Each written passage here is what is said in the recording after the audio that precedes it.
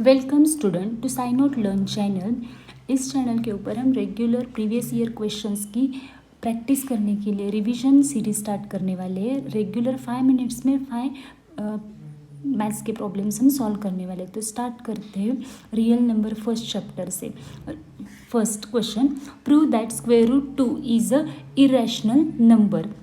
ये क्वेश्चन 10, 23 और 25 में पूछा गया है। तो स्टार्ट करते हैं solution. Let us assume that contrary that square root 2 is a rational number। First हमें उसको रैशनल कंसिडर करना पड़ता है। देन इसे हम कॉन्ट्ररी मेथड भी बोलते हैं। Then there is exist a positive integer A and B such that A upon B is a coprime. को प्राइम का मतलब ही क्या है, इसका HCF 1 होता है, मतलब ही उनका कॉमन फैक्टर दोनों का सिर्फ 1 ही होता है। Then square root 2b is equal to A. Then उसका स्क्वायर करेंगे ऑन बोथ साइड। स्क्वायर करने के बाद क्या होगा, स्क्वायर रूट 2 का स्क्वायर 2 और b का square b square, then a square. Then again ये b अगर इधर आ गया तो क्या होगा, डिवाइड होगा a को, तो a इज डिविजिबल बाय 2। इसी को इक्वेशन 1 बोलेंगे हम। Then let consider a is equal to 2c। c is the integer, put this value in above. ये एक की जो वैल्यू है 2c, ये हम अबाव इक्वेशन में पुट करेंगे। पुट करने के बाद क्या होगा, 2b square is equal to 2c square. इसमें ये वैल्यू अगर पुट किया तो a स्क्वेयर की वैल्यू क्या होगी, 2c स्क्वेयर। देन 2 का स्क्वेयर क्या होगा, 4।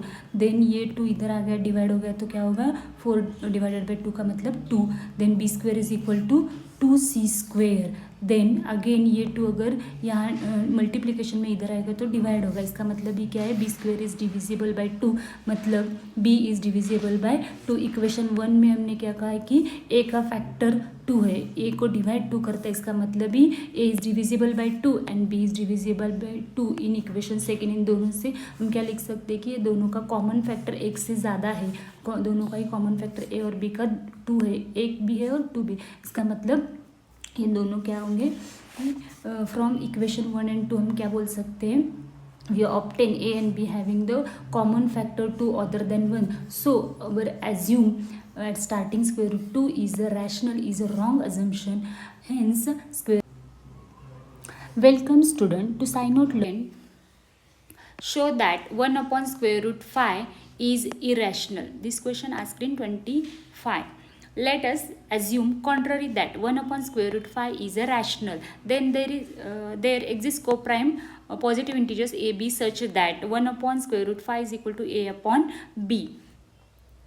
b इज इक्वल टू, ये साइड एक्सचेंज करने के बाद b ऊपर जाएगा, b is equal to square root 5a, और ये यहाँ जाने के बाद मल्टीप्लाई होगा square root 5 into a। b upon ये अगेन डिवाइड होगा, b upon a is equal to square root 5। But a and b are the integers, therefore b upon a is the rational.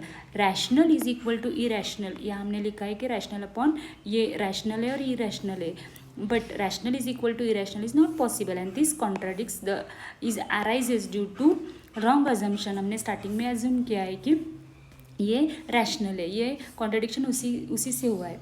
so hence 1 upon square root 5 is the irrational is proved। then उसके बाद next question third, show that 3 plus square root 2 is a irrational number. Let us assume 3 plus square root 2 is the rational. Then there is a exist co-prime integers a and b such that 3 plus square root 2 is equal to a upon b, square root 2 is equal to a minus 3b upon b।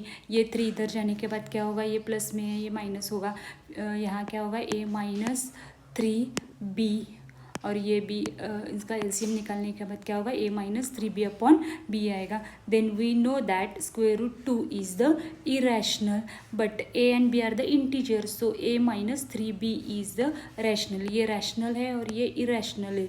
दो rational is equal to irrational, ये possible ही नहीं है, not possible. This contradiction is arises due to the our wrong assumption. हमने starting में assume किया है कि ये रैशनल है और ये स्ट्रॉन्ग, ये अजम्पशन आपका रॉन्ग है, इसीलिए ये क्या होगा, hence 3 plus square root 2 is the irrational is proved. Fourth question, find the greatest number which is divides 85 and 72, leaving remainder 1 and 2 respectively। 1 and 2 respectively। ये क्वेश्चन 25 में पूछा गया है। तो चलिए स्टार्ट करते हैं solution. Let their required number, हम नंबर को x कंसिडर करते हैं। When x divides 85 and 72 it leaves the remainder 1 and 2। So 85 में से 1 माइनस करेंगे और 84 आएगा, और 72 से 2 माइनस करेंगे तो 70 आएगा। Are the exactly divisible by the x। x is the factor of 84 and 70। It is the greatest factor, greatest number हमें निकालना है। So HCF of 84 and 70 by using prime factorisation. 84 is equal to 2 square into 3 into 7 and 70 2 into 5 into 7। इसका HCF क्या होगा 84 और 70 का 2 into 7। इसका lowest power लेते हैं हम 2 का और 7 का। दोनों में कॉमन क्या होगा 2 और 7, यहाँ भी है 2 और 7, और उनका दोनों का लोएस्ट अगर पावर लिया तो 2 रेज टू 1 ही है और 7 रेज टू 1, तो 2 into 7 is equal to 14। So HCF क्या होगा उसका 14। Hence required number x is equal to 14। Then fifth, 2 numbers are in the ratio 2:3 and their LCM is 180. What is the HCF of these numbers? This question asked in 25. Solution. Let the number be 2x and 3। इसका ratio 2:3 है, सो हम number क्या consider करेंगे 2x and 3x। There LCM, इसके दोनों के ratio जो है इससे मल्टीप्लाई करेंगे 2 into 3 into x is equal to 6x। But हमें गिवन दिया है कि LCM is 180, so 6x is equal to 180। x is equal to 180 upon 6, ये 6 यहाँ डिवाइड होगा।